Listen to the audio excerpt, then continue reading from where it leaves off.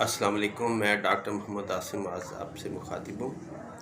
اصل میں ہمارے بچوں کو اور اکثر نوجوانوں کو سفر کے دوران جو ہے وہ بہت زیادہ مشکلات کا سامنا کرنا پڑتا ہے۔ اس کی وجہ قے اور متلی یہ بہت بڑا عنصر ہے جس میں بچے سفر کرتے ہوئے نوجوان بھی کتراتے ہیں، خصوصاً اے سی گاڑی کے اندر اگر قے اور متلی جیسی کیفیت ہو تو اس کی سب سے بڑی دوائی ہمارے ہومیوپیتھک میں پیٹرولیم ہے۔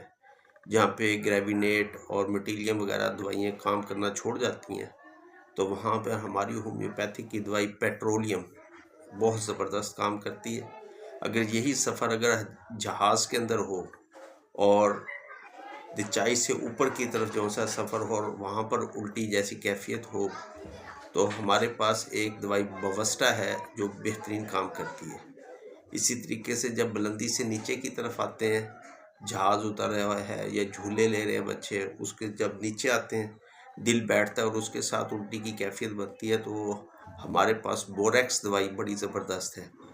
اسی طریقے سے سفر کرتے ہیں خصوصاً جھیل وغیرہ کے اندر، دریا کے اندر، شوق کے لحاظ سے یا سفر کرنا پڑتا ہے بحری جہازوں میں، تو ہچکولوں کی وجہ سے جو قے اور متلی ہو تو اس میں ایک دوائی ہمارے پاس ہے کاکولس، وہ بہت بہترین کام کرتی ہے۔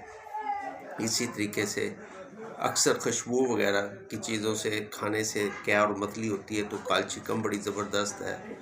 حاملہ عورتوں کے لیے جو ہے قے متلی کے لیے سلفورک کارپس بڑی زبردست دوائی ہے۔